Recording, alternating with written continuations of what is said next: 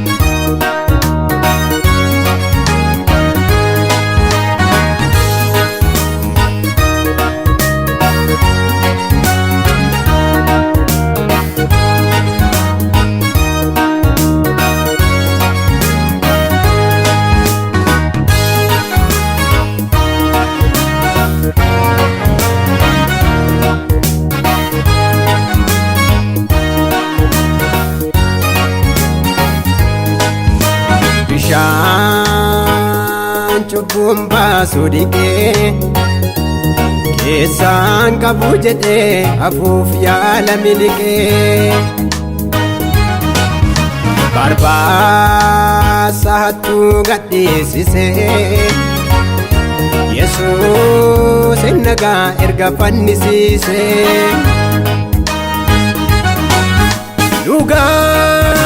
dhugaadhuun mul'ata dabarsee kennee maaf harka dhiqata dhugaadhuun mul'ata dabarsee kennee maaf harka dhiqata dabarsee kennee maaf harka dhiqata dabarsee kennee maaf harka dhiqata dabarsee kennee maaf harka dhiqata dabarsee kennee maaf harka dhiqata dhugaa yaa dhugaa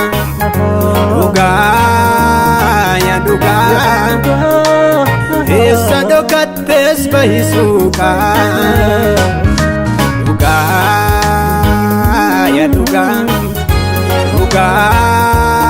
ya dhugaa eessa dhokattees bahisuuqa erga manaa baatee hin jiruun nutti jabaatee erga biyyaa baatee hin jiruun nutti jabaatee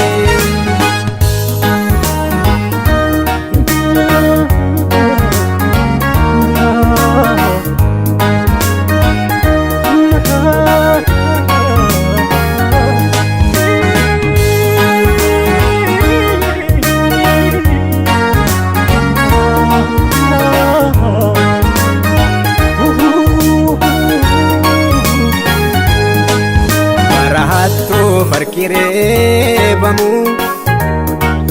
baranni dhugaa hojjetu deebamu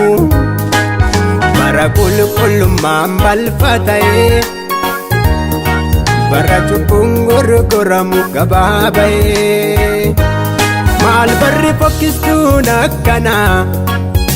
bineensa baay'atee malaaf manaa baranni nama jeese badhaafamu bara oduun sobaa gabaafamu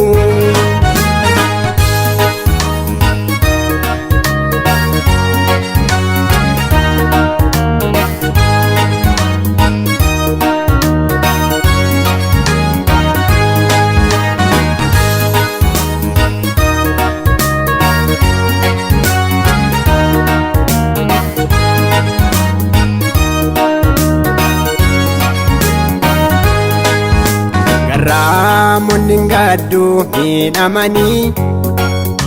jalloonni jiraatuun gammadanii ati yeessaan boossi firdee dabee Isomna caalu nyaatam harka qabee toloota ammaan toltu yaadachee dirree kee jallootaaf lakkuu biqilchee dhiiga dhalootaas meeqa dhugdee tokkoon baachifta tokkoon nyaachifta loogdee